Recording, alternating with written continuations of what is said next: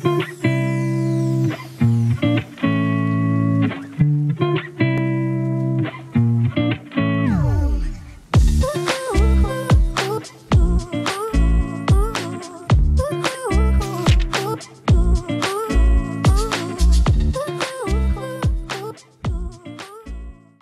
cat, Emily, and Stanley walked into an unlocked medical storage closet and walked out into Emily's upstairs bedroom. The house was filled with smoke. Stanley hesitantly pulled away from Emily, half expecting that she would again delay him. Emily did not. Stanley yelled out for the twins. "Twins, where are you?" Stanley heard no voices or sounds over the crackling, burnt, and burning objects.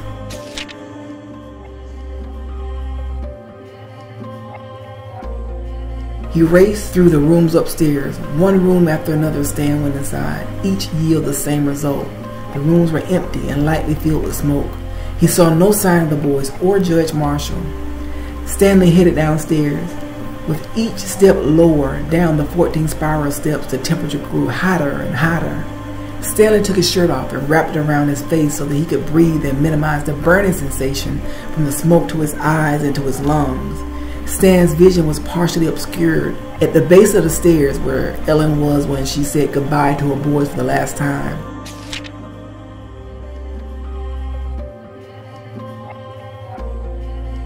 Stan started to walk with his hands outstretched. "Boys! Twins! Can you hear me? I'm here to help you." As he slowly walked forward, Stan passed through the kitchen, guiding himself with the granite countertop's edge where he had shared many breakfast moments with Ellen and the boys. "Twins, are you here? Tell me where you are so I can help you. Boys!" At the transition point between the kitchen and the family room, Stan approached the epicenter of the fire. The family room was almost completely engulfed in flames. In spite of his masked vision and being at high risk for smoke inhalation, Stan pressed on. He had to know if the boys were in the room. There would have been little opportunity to be recovered by emergency responders at the rate the room was burning, and the time it would take for them to arrive on the scene. Suddenly, Stanley tripped and fell forward onto his hands and knees from something that was on the floor.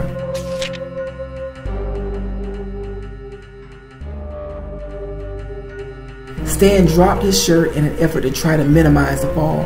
He inhaled a full breath of smoke and started to choke. Stan reached out, his eyes closed while holding his breath, and found his shirt, and then covered his mouth and eyes. "Damn you, witch! Damn you!" Emily and the cat were quietly following and watching. Neither Emily nor the cat were impacted by the smoke or fire. For them, this was far more entertaining than any game of hide and seek or chase the stream either had played or watched before. They were careful not to interfere or stand in Stanley's way as he reached for walls and as he stepped carefully toward the various transition points of the house. While entertaining, it was also telling and infuriating. It was very apparent to both of them just how familiar Stanley was with every inch of this house.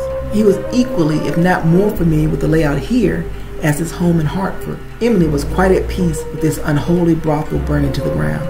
You have not felt what it's like to be damned. Not yet, anyway.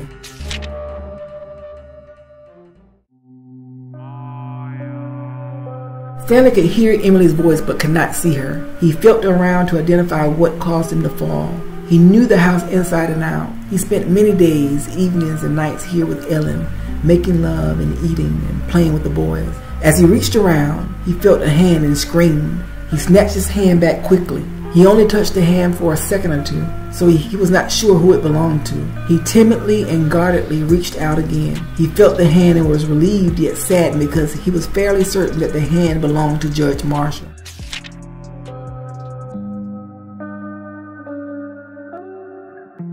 As best as he could gather, Marshall likely tried to find the boys and was overcome by smoke. Perhaps he felt just like he did at the transition. The same fate awaited Stanley too. He did not want to, but he had to leave Marshall behind. Stanley thought and then wondered aloud, "Where are the boys?" Unable to breathe and beginning to gasp, he left Marshall. He was too heavy to pull, and after inhaling so much smoke, Stanley was extremely weak.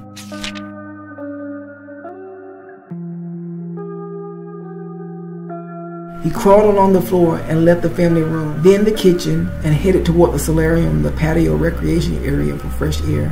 Once outside, Stanley inhaled and exhaled one deep breath after another, in through his nose and out of his mouth. His lungs were on fire. His eyes burned. He blinked and coughed and coughed. As his vision slowly became clearer, Stan saw Emily and the cat for the first time since they arrived in the house. Stanley stood to his feet and prepared to lunge at Emily. Emily saw Stan's feeble and poorly constructed plan to get her and motioned with her hand and told him to stop.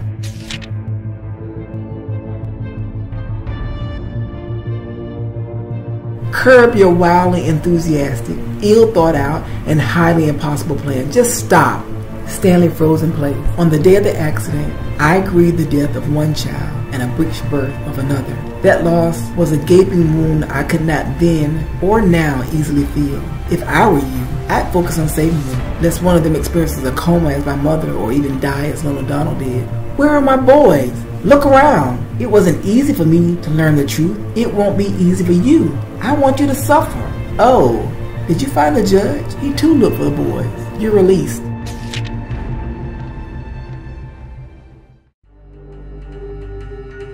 Like a German short-haired pointer tracking a scent, Stanley refocused himself. He was not looking for smells, but clues. He stopped jumping toward Emily and instead focused on his surroundings. Something told him to check the pool. As he turned to examine the pool, his eyes were immediately fixed on two floating bodies. It appeared that their hands were interlocked. It looks like the older twin tried to save the younger twin and they both fell in. How heroic and selfless. Stanley pulled them from the pool and began CPR.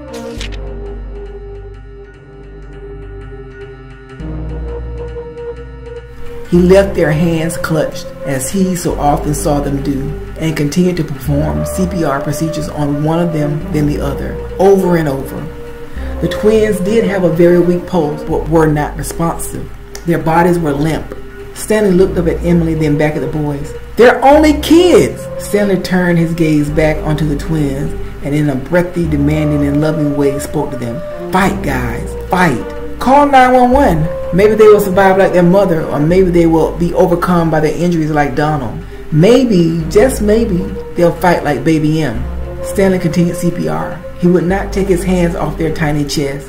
One twin squeezed his hand and coughed. Stanley repeated CPR on the other twin one more time, then yet another time. Things felt bleak, but Stanley persisted. He started CPR again on the second twin. As he gained consciousness, he threw up into Stanley's mouth.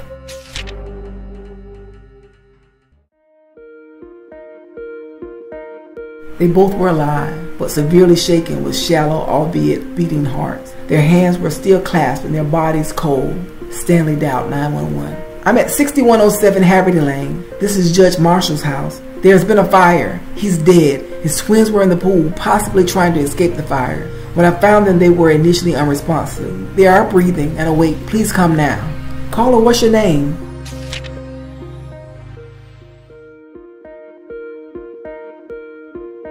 How will you explain how you arrived? We have another stop to make. Hang up the phone. You can't run me. You don't control me, Emily. I can and I will. Hang up. Sir, what's your name? I hear voices. Are you or other occupants in danger?